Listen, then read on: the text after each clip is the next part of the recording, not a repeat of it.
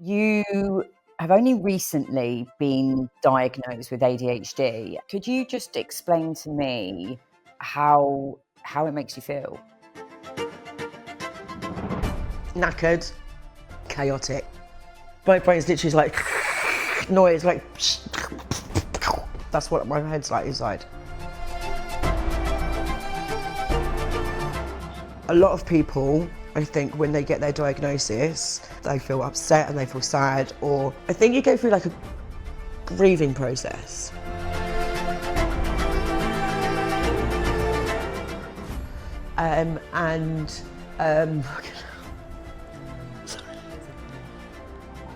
Just take your time.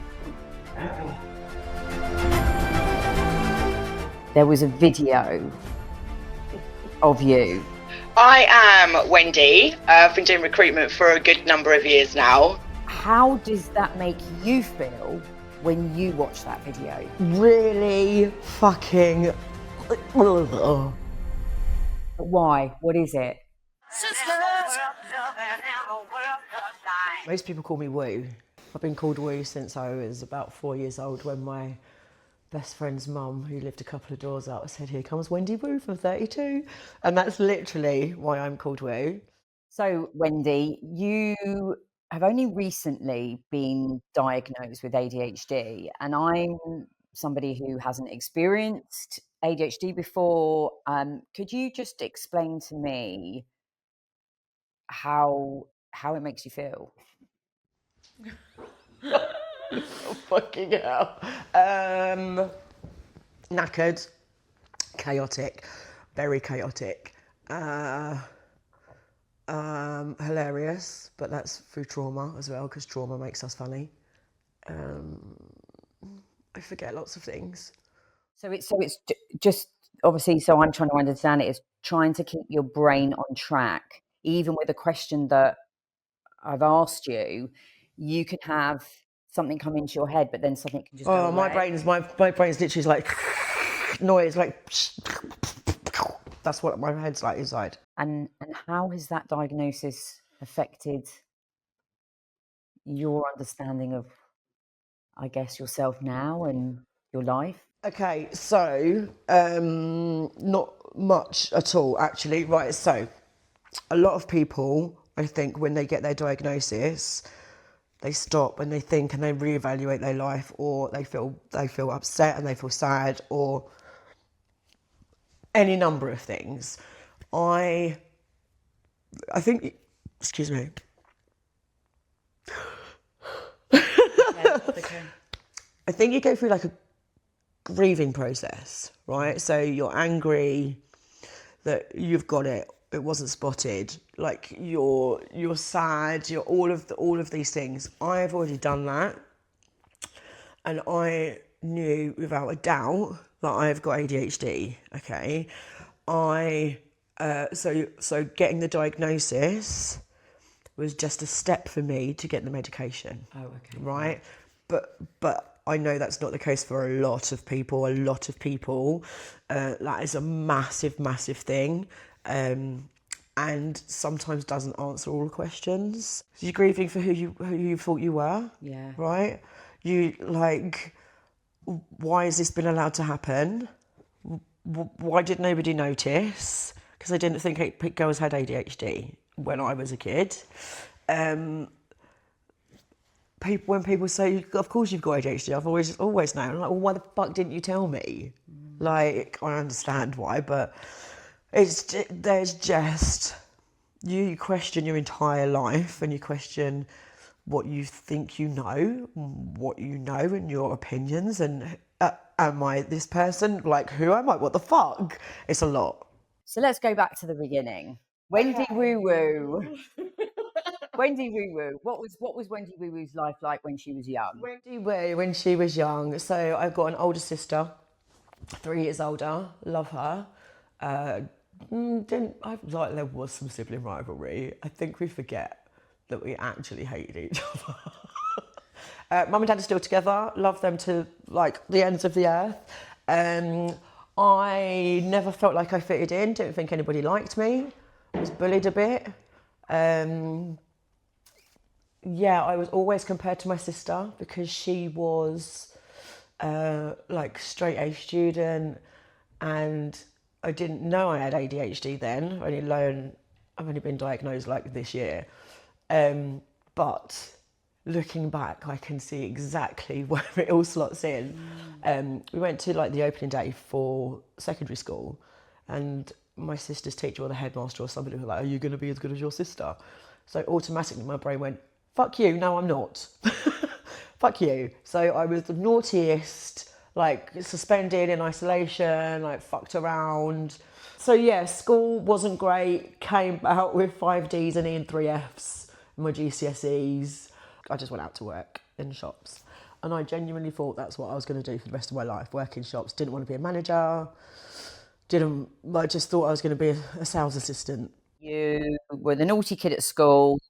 You felt a little bit like you didn't fit in. I remembered you told me at one point that you were bullied and then you became the bully. I'm so sorry. I'm so sorry to everybody. Trauma just makes us do horrible things. But this is part of the ADHD, right? And I think it's important to highlight that, because when you don't feel like you fit in, and there's a lot of kids that go through it, your behavior, you don't understand your own behavior, right? Right, so yeah, at school I was bullied, and I've carried a lot of hate for that person actually throughout my life. But I ended up punching her and flooring her because she kept telling me to hit her, so I did. Okay. And then she didn't bully me anymore. And then I thought that now, like the hierarchy, I just thought that I had to be a bully. So it didn't last very long because it didn't last very long. And I ended up like sticking up for people who were getting bullied. Yeah. It's like, if you're bullying them, you've got to come through me. Do you know what I mean? If you are relating to what Wendy is sharing in this episode, give it a like so more people can discover the conversation. So you basically leave school, and then at 18, you told me you bought a house. Bought a house. To pay for that house, I had to have 2 jobs. Okay. So I worked in Lakeside and I worked in a Weatherspoons. Okay. So I used to go to work in the morning, get changed in the toilet, go back, work in the pub, go home. Then I met my daughter's dad in the pub, and he was in there every day, and I didn't, like, why did I not realise he was a fucking alcoholic? And then had my daughter like a year later. Because I had Emily, I thought it really important to go back to work when she was a baby, so that because I was young, I thought it was important because there's so,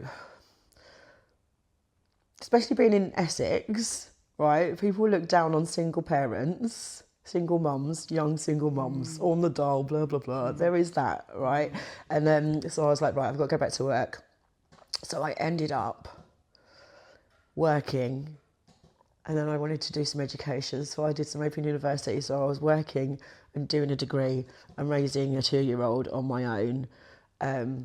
And I managed that for 2 years, and I just couldn't fucking do it anymore. So I stopped doing the degree, and I thought myself such a failure.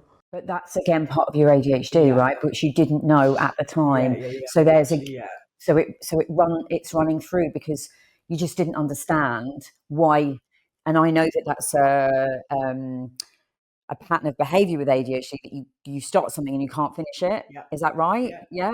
Yeah, struggle to start things as well, right, especially if there's a lot.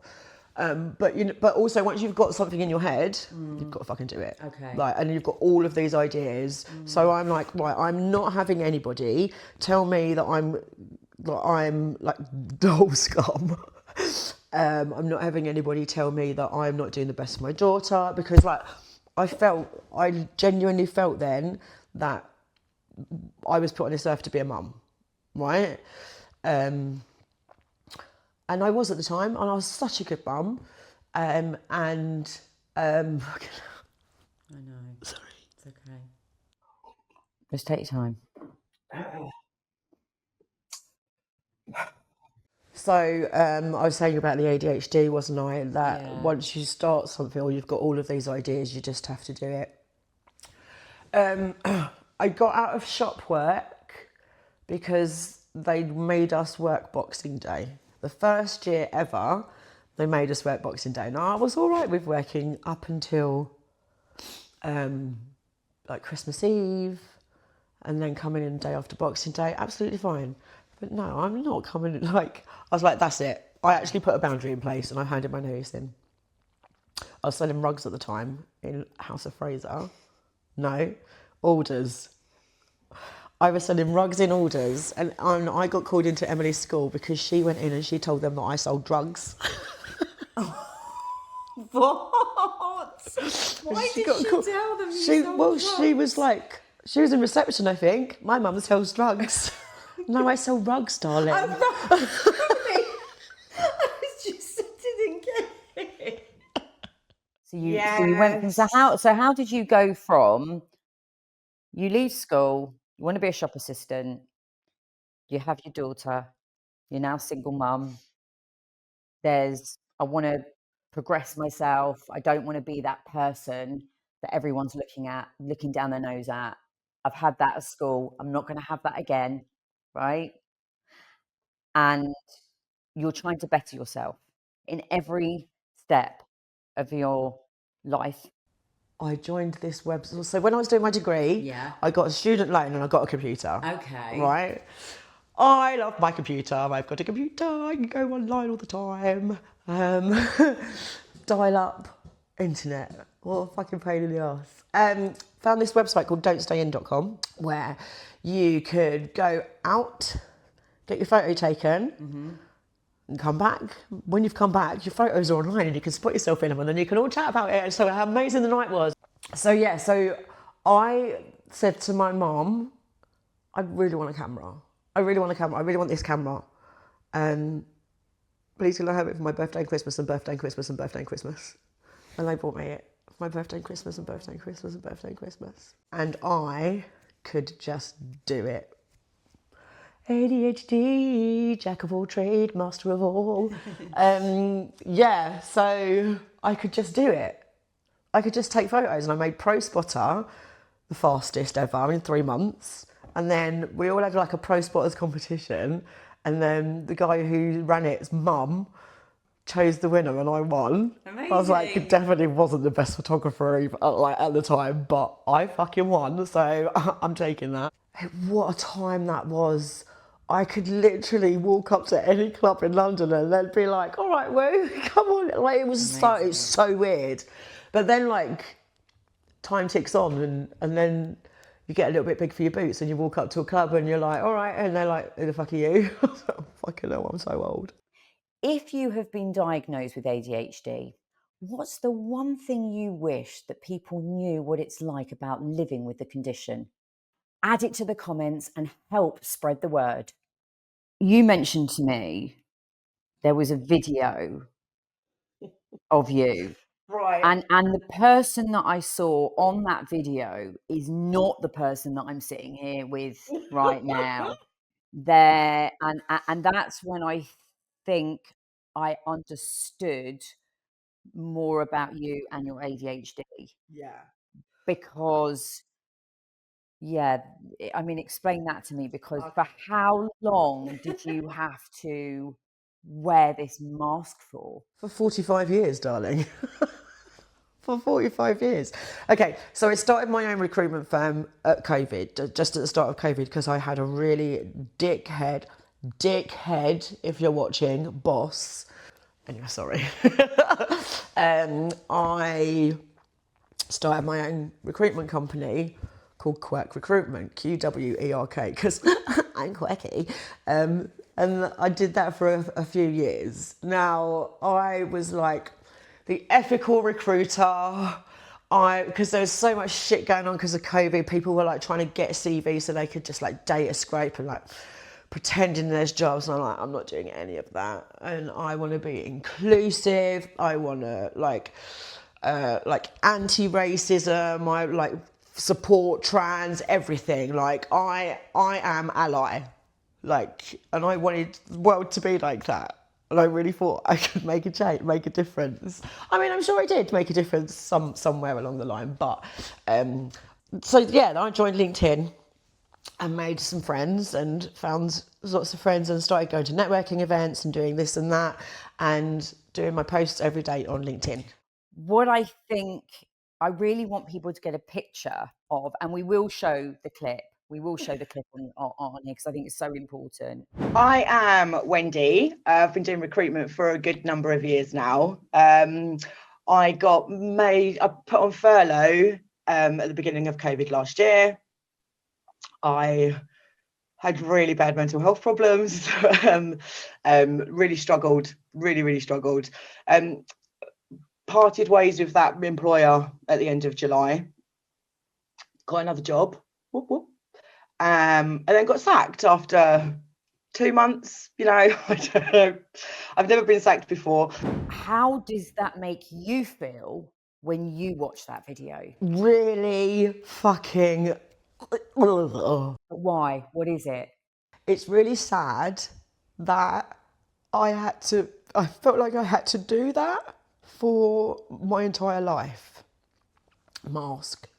You can see how uncomfortable I am. You can see, like, I'm stimming now, like, I stim my jaw. You think I'm gurning, I'm just stimming, like, because I got told when I was younger, because I used to wiggle my foot, stop wiggling your foot, Wendy. So I internalized it. So I do my pelvic floor, I clench my boobs, and I do my jaw, right?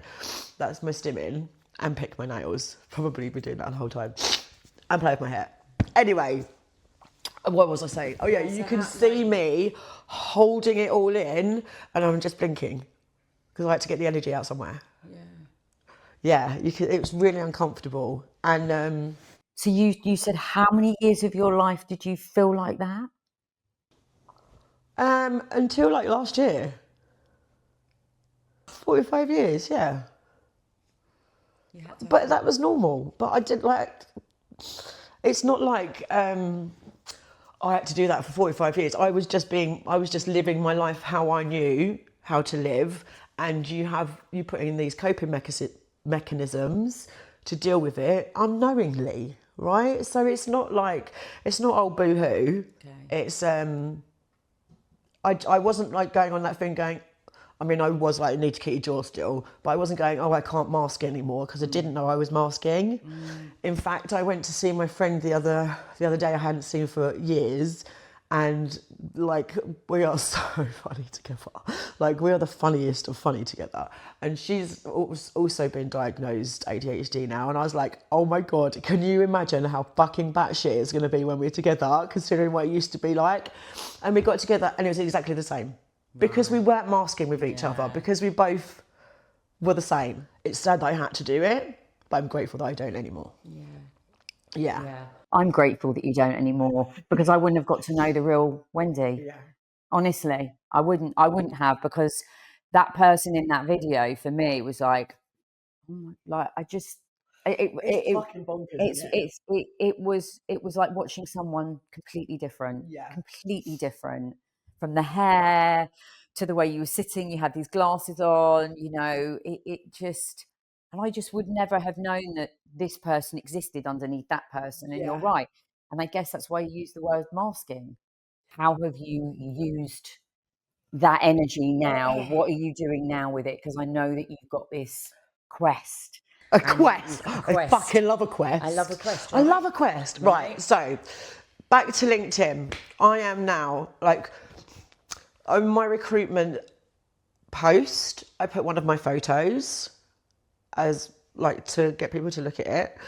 And everyone was like, why the fuck are you not doing this as your living? And I'm like, I can't, I'm not good enough, because this guy told me that I'm not good enough. He also takes photos. He always took over. My photos aren't as good as his. My photos are fucking much better than his. My photos are much better than most people's. Is that really bad to say? No. Hold on a minute. You're here telling me. Yeah, right. My photos are better. My photos are different. Your photos capture the real person, and you allow space for somebody to be who they are. So the pictures, I will give you an example that I had with you. I was like a little film star with my Cooper, with my glass. Like, it was just fun just to pretend just for that moment. Yeah.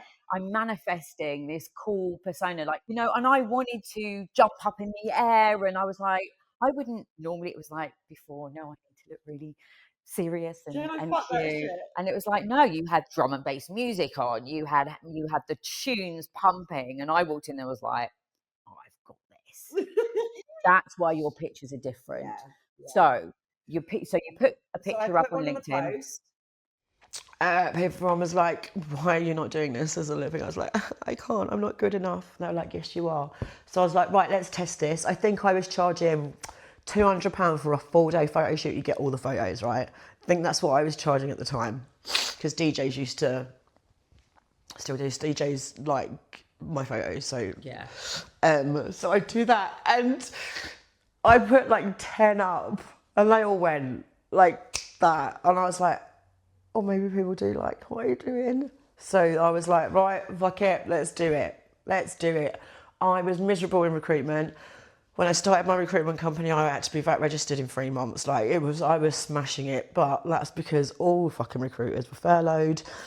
I was one of the only ones out there doing anything. Right. When they all came back, no business.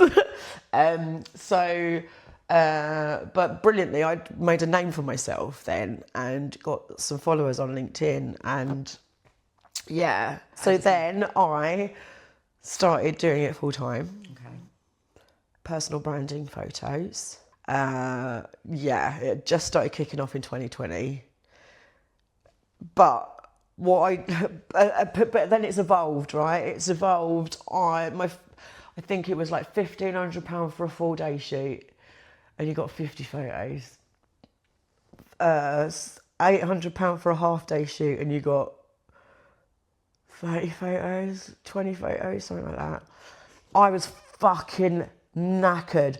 I burnt out before. We haven't actually touched on depression, but anyway, we're not gonna. No, it's fine. It's probably all ADHD anyway. But then, one day on LinkedIn, some guy, some absolute dickhead, said that if women want to be successful in business, they have to wear tops up to their neck and suit jackets and look classy. And if you're poking your tongue out in your profile picture, you deserve to get unsolicited dick pics sent to you. Ooh. Right? So I went, fuck you. Who wants to be in a photo? And I did think it was just going to be a photo, like a few of us fucking about, so I could do a post and go here. Who wants to be in a photo called "Don't fucking tell me what to wear or how to run my business," right? 115 women said that they wanted to be in a photo called "Don't fucking tell me what to wear or how to run my business," right? Goosebumps here. And then it just kept snowballing and getting bigger and bigger.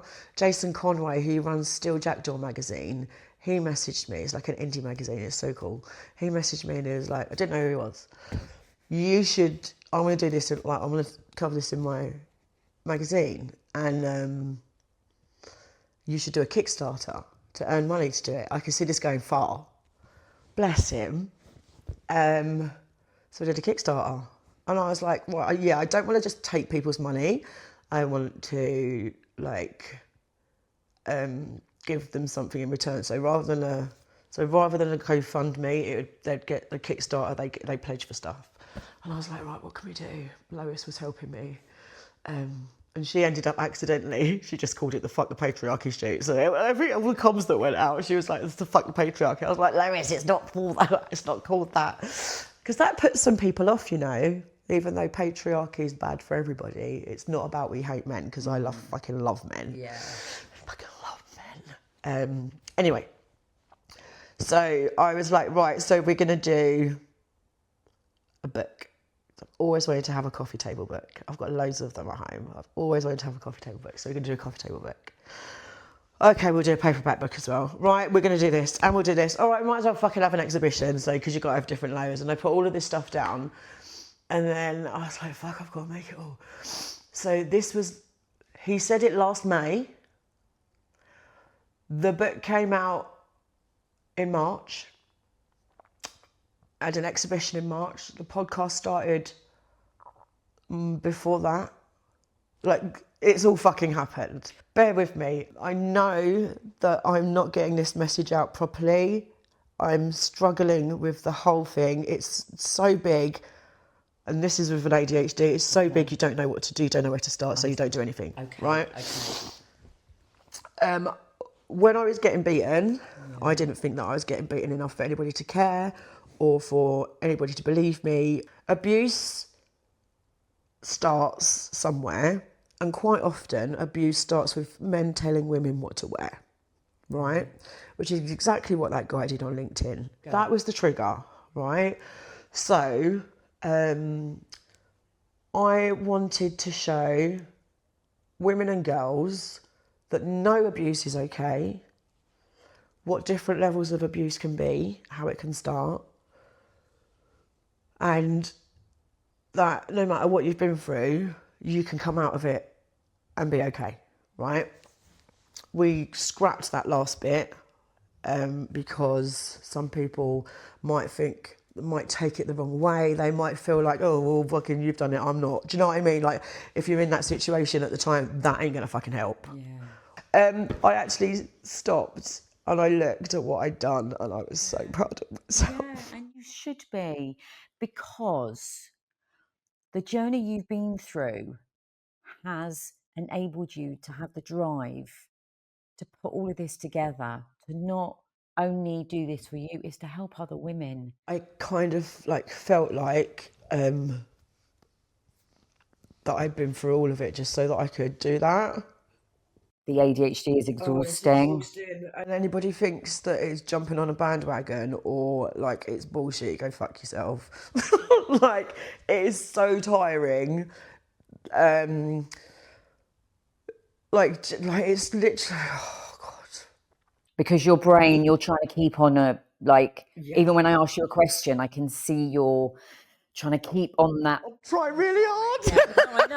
That's why I'm trying to help you. I know, you've been great. So like I can't mask anymore. I physically can't do it. And I said it's like on Raiders of the Lost Ark at the end when the Nazis have got the Ark and they open it and then there's a tiny little bit of light and then it goes ting, and then it goes and all of the demons come out. That's like my mask. That's like my ADHD.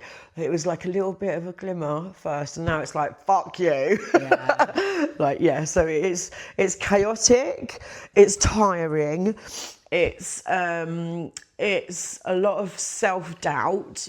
Yeah. Well, listen, I hope you get to relax after this. I know it's been exhausting for you, and you're just an incredible force of nature, and just keep on being Wendy Woo.